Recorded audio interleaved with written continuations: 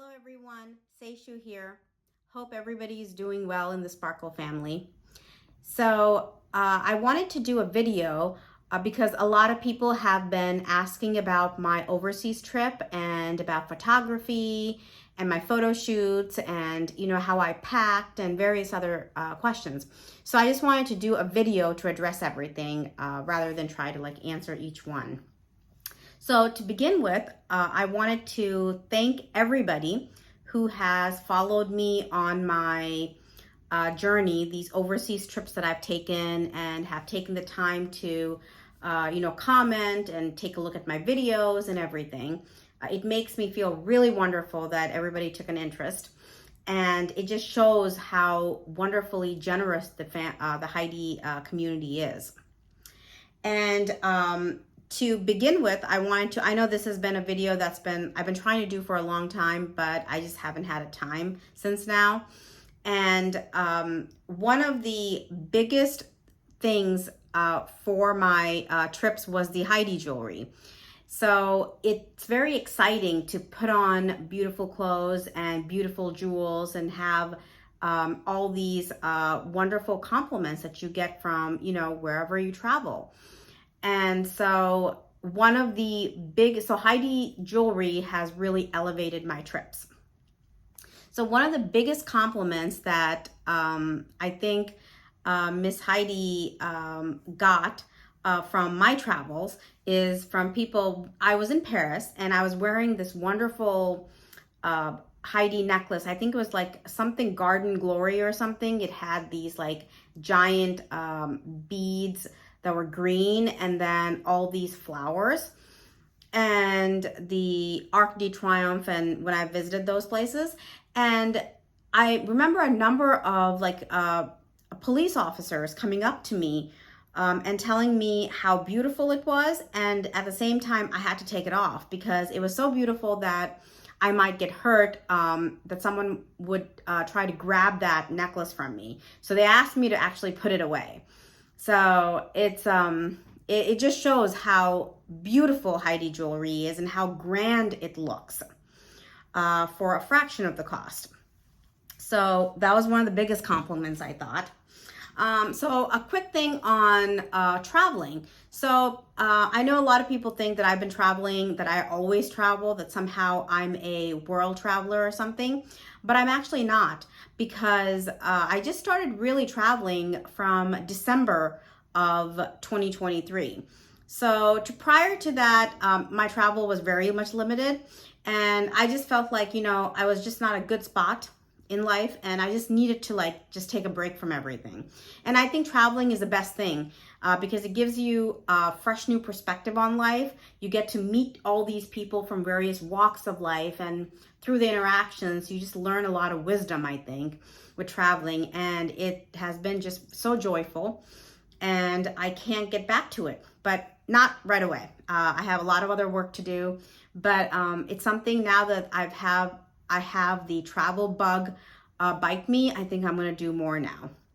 And so my travels began with the San Antonio trip that I posted, and then I went to India, and then the Greece trip fell into place with my yoga teacher training in Paris. So before I get into detail, the Greece trip was something I didn't really have to do much planning, just because it was yoga teacher training for a month. And my schedule was pretty much fixed from 5 a.m. to 9 p.m. So, and I think I only had 3 days off during the entire trip to travel. And I didn't do any traveling other than just land on the island of Paros in Greece. And I was pretty much in the yoga camping site, or the retreat center.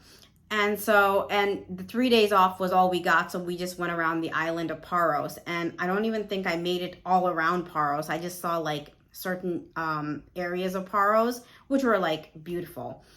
And the best thing I think about the Greece trip was the Paros is not very much a tourist spot. I think it's getting there now. It's getting more and more exposure, but compared to maybe Santorini, which I didn't go to any part of Greece other than Paros.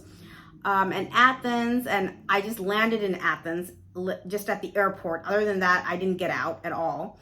So my Greece trip was all just 100% Paros. And it's not a big touristy place right now. So there weren't like crowds and crowds of tourists and stuff like that. So it was nice. I really enjoyed it. I got to see the local culture, and of course do yoga on the beach. Who could not love that? So that was really nice. Okay, so before I get into it, I wanted to discuss, I got this necklace that I'm wearing. It's called something like Wallflower, and it's gorgeous, isn't it? I love this like cream ivory colorway and the blacks, brown crystals, so beautiful. And these Heidi rings that I'm wearing, the butterfly rings, these are like my favorite because they don't get in the way of anything and they're just so comfortable to wear.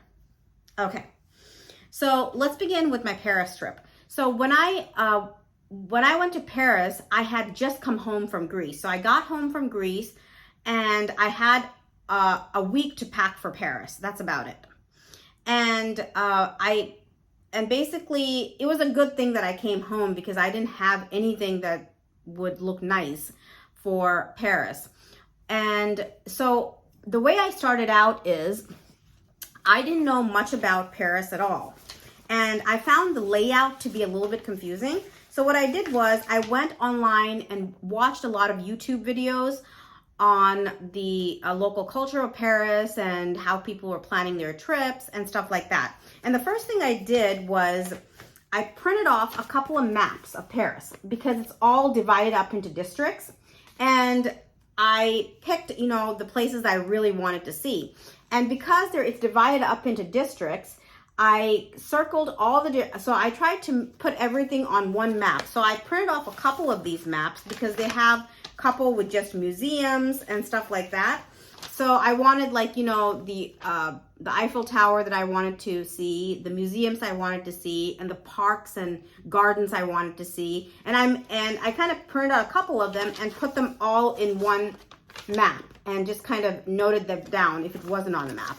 And the reason I did that was with the districts, I wanted to, if I went to a certain district, I wanted to see everything that I wanted to see, the important stuff in that district. So we don't have to go back and forth the districts.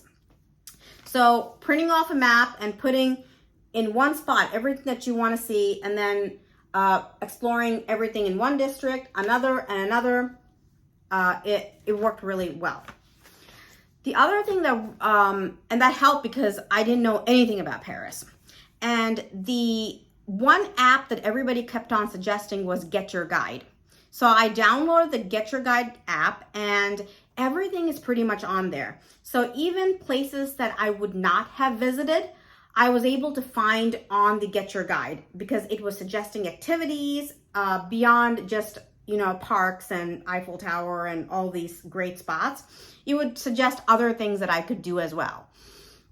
Like, for example, we went on a boat tour in Paris on the Seine River, and, how to book dinner on the Seine River, what time of the day is the best. They have all of these suggestions. And it's very easy. You just book it on the app, and you don't really need to have any paper tickets. They just come, they're right on the app, and you can just show it to them. However, the two issues with the Get Your Guide, two things that you need to really remember. You don't need paper tickets for anything, except we needed paper tickets for the Eiffel Tower. And I did not know that. That was the only thing that the app will actually send you a message that you need to go and pick up these tickets. But for everything else that we did not need any paper tickets, everything. And the thing with the Get Your Guide is, the really nice thing is, when you're going around in Paris, you need to book everything in advance anyway, because it's just so busy, and they won't let you in unless you book ahead, and you won't have a spot most of the time. So planning is just much easier if you just book everything in advance. So that was the best part of it.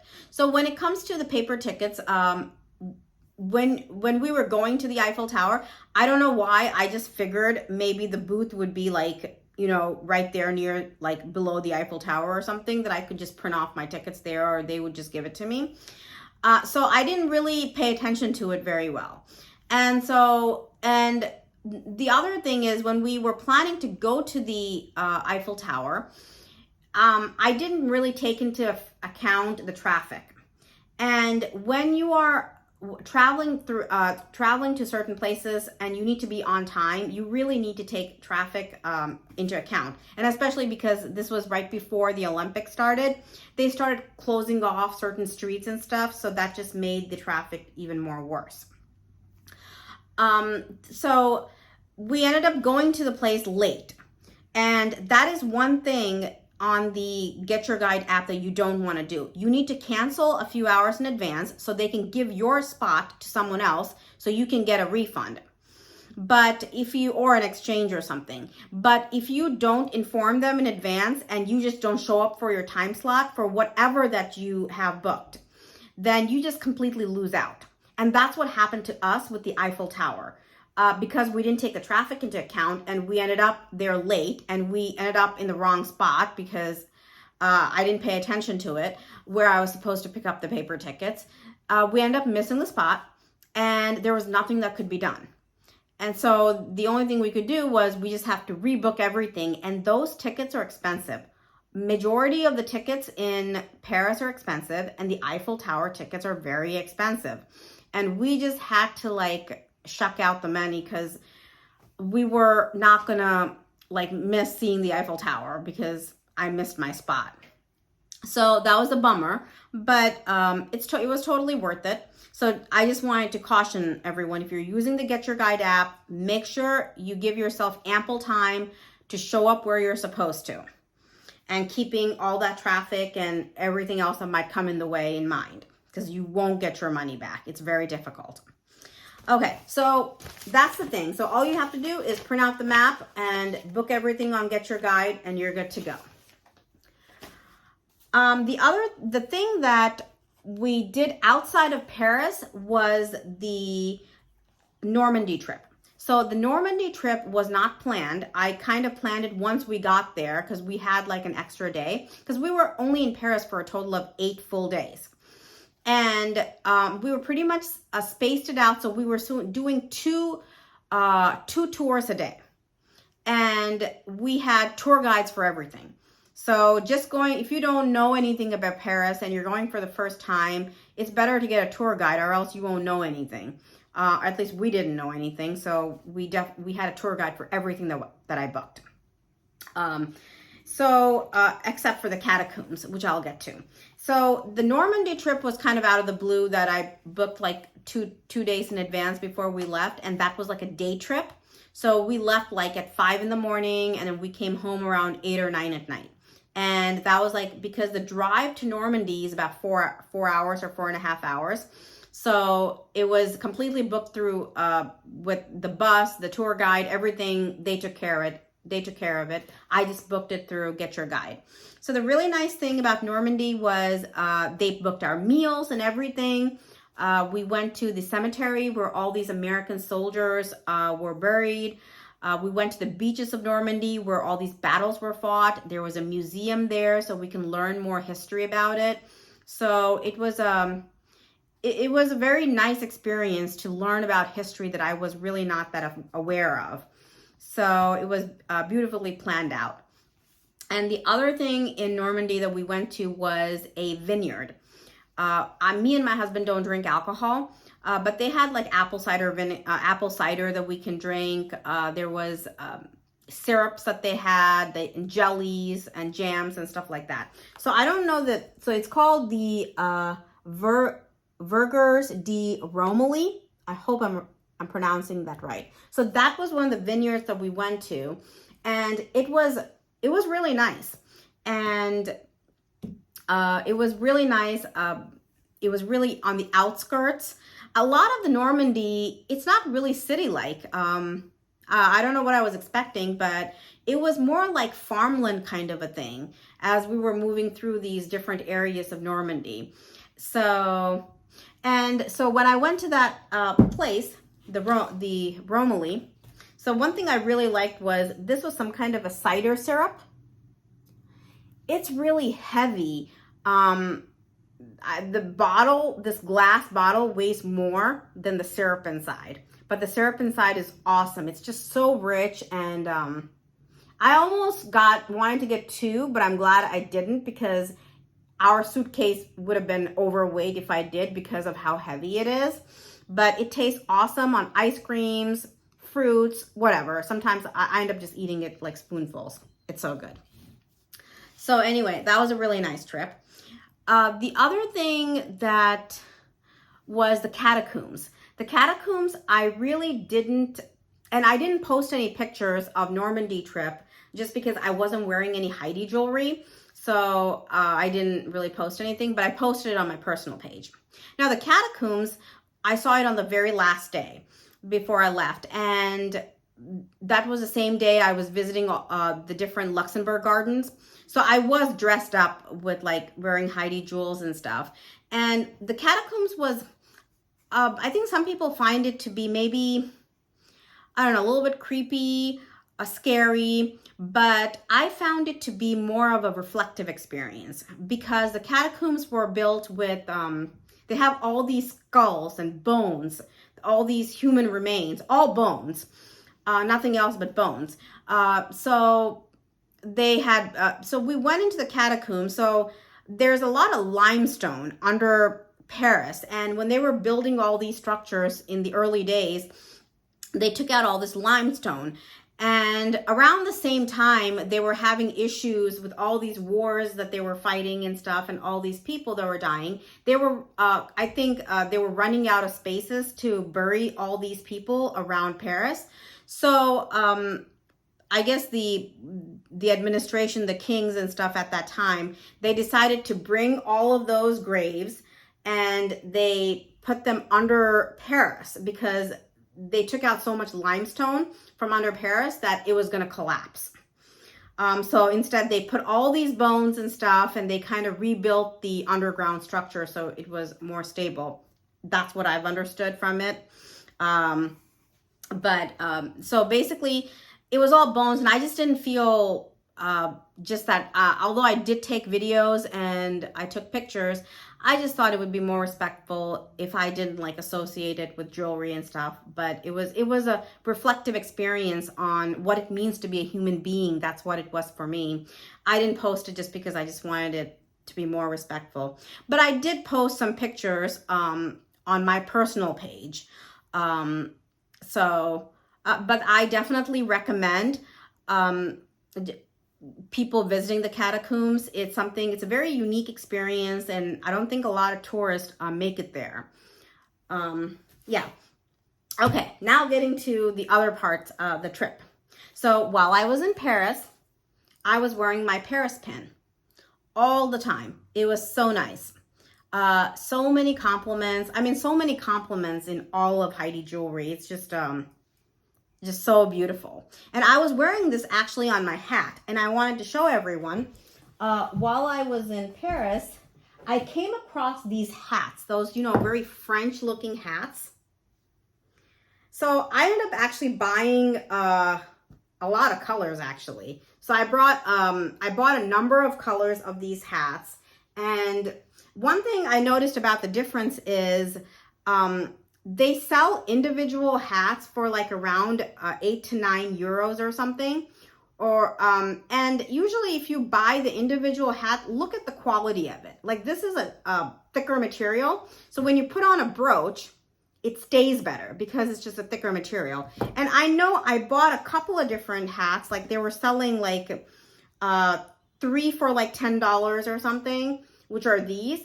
And I noticed, I didn't realize it at the time, because I didn't really open the package, but these are thinner materials than the ones that I bought individually for like 8 euros or something. The ones that I got 3 for like 10 euros.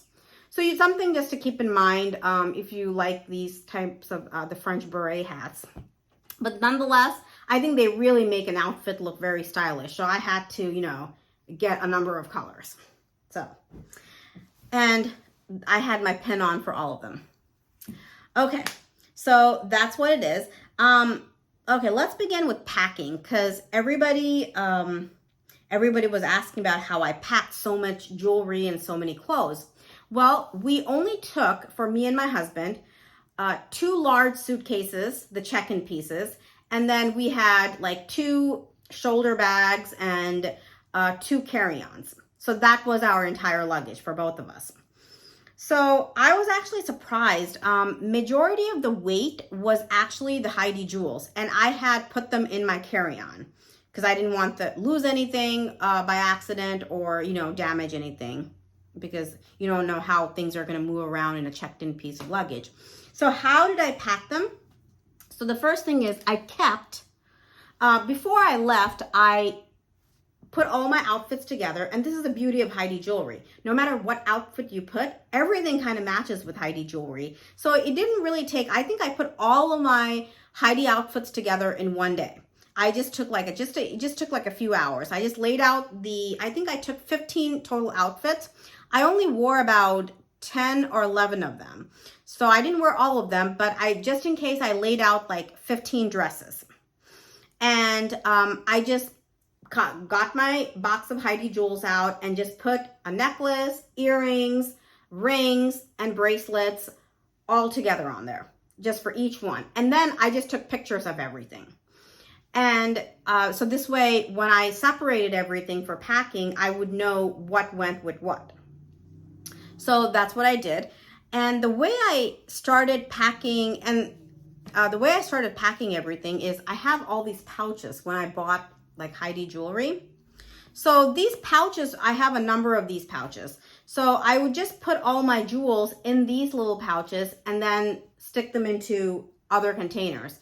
And the really nice thing is I don't like my crystals, the idea that they might get scratched or something. So that's why I use these pouches. That helps me throw a bunch of these pouches in one bag and not worry about, things tangling up or scratching. So that's what this really works well. So this is the thing when I packed. So I have all of these different types of pouches I want to share. So I have these pouches, and then I have these little pouches that I would, once I put the jewelry in these, I would stick them in here. So that's some of them. And then I would put these, and then I would also use some of these to put the jewelry in. And the more you put inside the container, the tighter it is, and so the more secure it is. This is another one that I was using to carry them. So you just get these at regular department stores. So they have zippers, and I would put like one set here, one set here. So I was just separating it based on my outfit and all the jewels that I would wear with that outfit. All of them would go under one pouch. The necklace, the cuff, or the bracelet, the ring, the earrings, they would all go with one outfit. So that's how I was separating it. And this was another one that I used. And this is another one. So this one, this actually comes apart like these. They come apart like this. So, and then you can put them in, attach them again once you're done. And the really nice thing, once again, you can divide them up like 1 set, 2 sets, 3 sets, or however much you can fit. And the really nice thing is once you fill them up, it condenses down to like one tiny rectangular box, which you can fit inside of any carry-on essentially. So when I went to Paris, these are the only 3 that I took. 1, 2, 3 for my jewelry. That's all I took. And it's amazing how much you can fit inside of this. The other thing that you could do, although I didn't use this for jewelry, is one of these boxes. They're like little suitcases, but they're like cosmetic cases. I just use them for toiletries and stuff, and I had 2 of these that I took on, so I can put all my toiletries and stuff, and also like my headbands, things that need to be secured, that might like break or something. And these open up. like this. And there's pouches and stuff on the inside on both sides. And there's also a mirror that they give you. It's like a detachable mirror. Although the mirror in here broke with my toiletries that I kept in here. So you can get I can get another mirror and just like, you know, put it in there if I needed it. But I just wanted to show you. So the inside one actually kind of accommodates. If you have bigger things on one side, it'll just accommodate really well. And for perfumes and stuff, anything that's going to break it or anything that's going to get like damaged, you can put it in here. So this would hold a lot of jewelry in itself. I think all the jewelry I took could fit into one, but I just used it as toiletries and stuff. So that's the big, and this is another one that I really liked. I put like my rings in there and my earrings in there. And this also, this is a Vera Bradley one that I got many years ago. And it folds up nicely. You can just tie it up and it's a nice little like pouch. So yeah. So these are the main ones that I used on my trip. And so everything fit. I mean, all my dresses, I just ironed it out on the morning that I wore it if it got like scrunched up. But pretty much all my dresses fit into one suitcase. I didn't take very many shoes. I only took one shoe, one like platform heel in white to for my photo shoots. So it would match with any dress for the professional photo shoots. And I did not wear that during my stay in Paris. Some people thought I was walking around Paris in these beautiful platform high heels. No, I don't wear high heels, first of all, and platform heels are the only ones that I wear, and they have to be pretty much flat or else I'll fall. So, and even in the photo shoots, I was wearing like flip-flops in between. So, you know, because when we were walking from one location to another, I didn't want to fall. But I'll tell more about details of the photo shoot as a lot of girls were asking about it. So, yeah, so that's how I packed all my jewelry. And all my jewelry went into my carry-on, and it was heavy. But because I had all my jewelry in only those three large pouches, we kind of split it between me and my husband's carry-on. So it wasn't too much weight. Okay, the next thing I wanted to talk about, let's see, was, yeah, and so therefore the suitcase weight, some people were asking, the suitcase weight was not much. We were within the limits, so nothing was over. It's relatively easy to pack. Okay, the next one is, I would suggest, Paris was a lot more chilly than I expected for July. So I took one white sweater along, and I'm glad it was one neutral color that could go with any dress. So pick like white or black or something oatmeal. At least one sweater that you can put on if you're going in the summer or something, so that would go with any dress, because it does. I don't know if it's always like this in Paris, but I think it was unusually chilly. It was around 55 degrees. And when we went to Normandy, it was, it felt a lot more less than that, because I was wearing a sweatshirt and I was shivering on the beaches of Normandy. So always pack one or two sweaters or jackets or something when you're traveling, and comfortable shoes. Whether you use them or not, people I think should have at least two pairs of comfortable shoes, which I did not do. I have these Clark flip-flops that I always wear, that I've worn like all the time when I was in Greece and stuff, which caused no problems.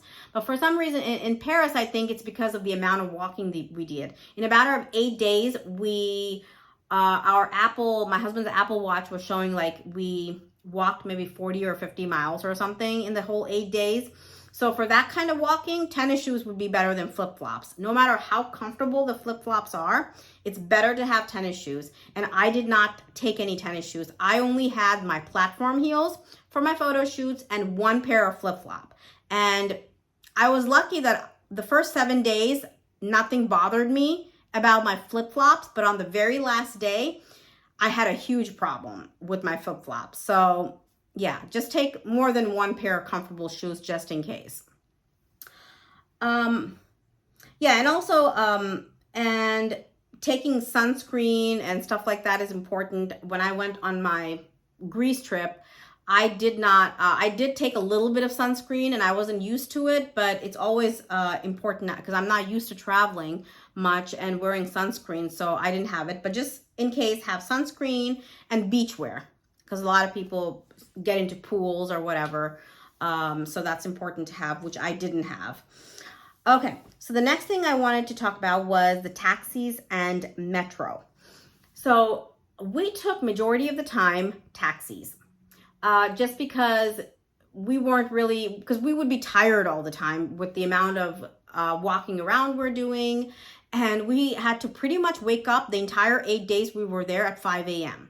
because of the photo shoots, actually, because the photo shoots happen early in the morning, so to avoid the crowds. So we had to wake up really early in the morning, so we were pretty much tired. And the other big reason that I was doing the taxis was I was wearing these beautiful Heidi jewels that were like sparkling like crazy, and I kept on having police officers telling me it's just so beautiful. You just have to be really careful, put it away so, no one would grab it from your neck.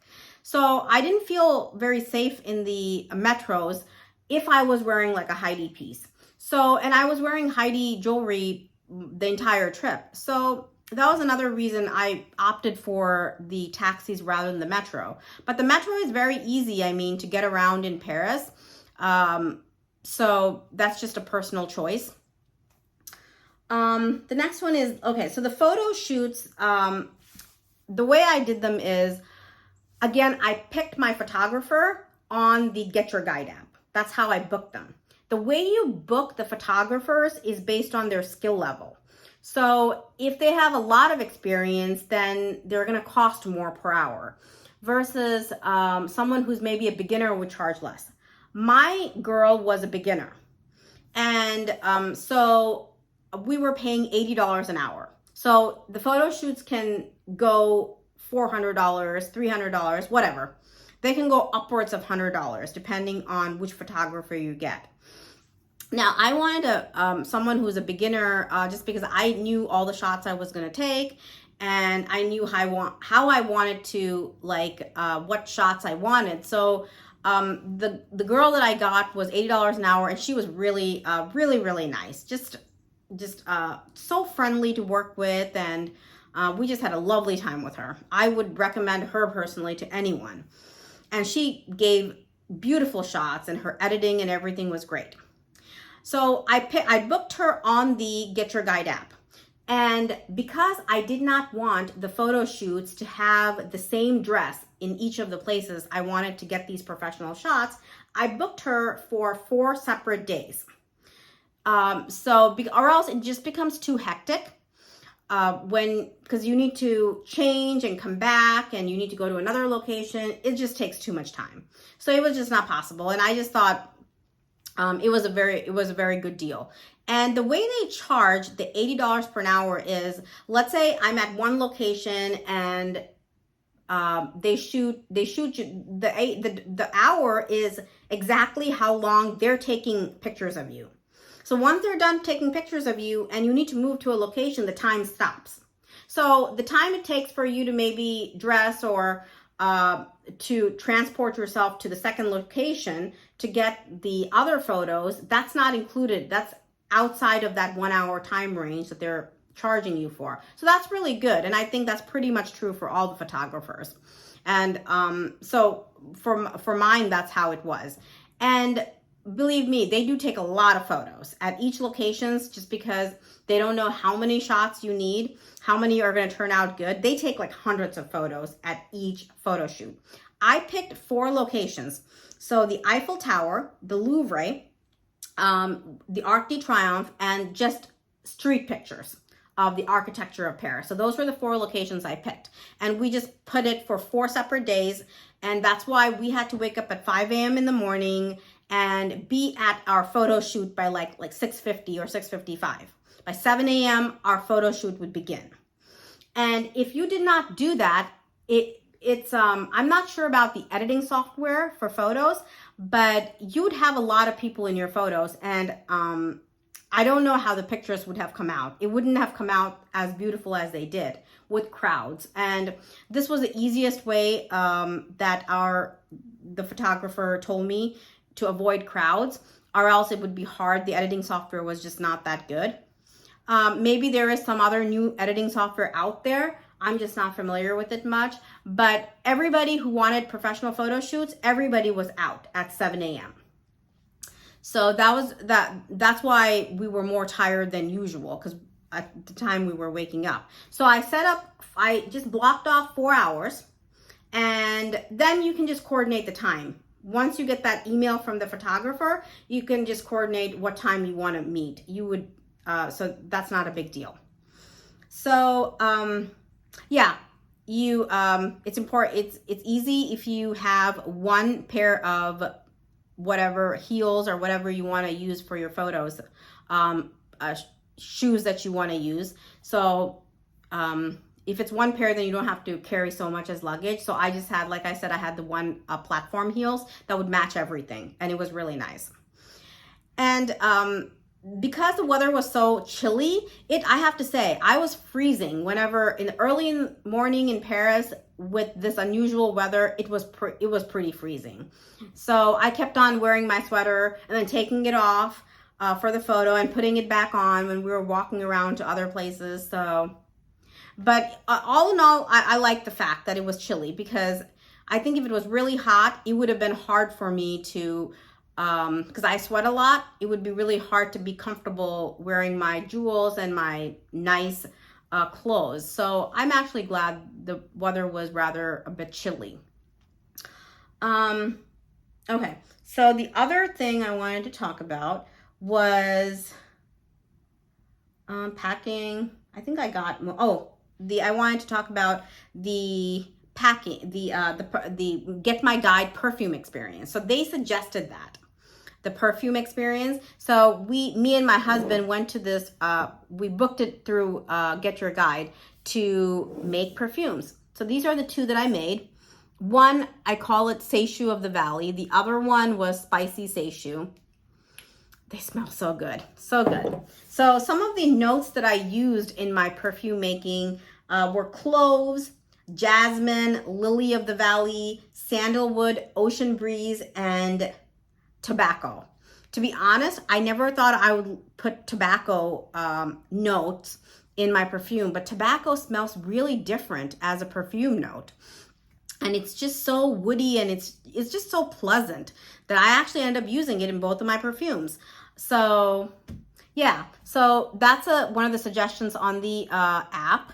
And other suggestion I want to give is always carry this type of a travel pillow. I have the C-shaped travel pillow when I'm sitting in the airplane, but this is a regular pillow that you sleep on the bed, but it's just like a Tempur-Pedic tiny size.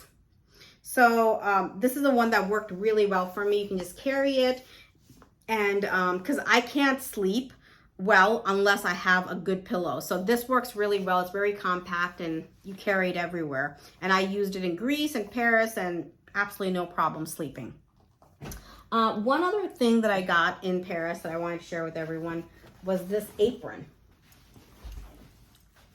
I have never worn aprons, but I just thought it was so cool. It just looked so pretty that I had to get it. And the other thing with the photo shoots is I had, the only accessories that I used was I did have a umbrella.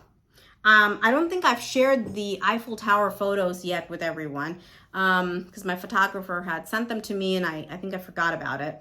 And I'll post those at some time. And it was an umbrella that I got. And it was a clear umbrella with like pictures of Paris on it.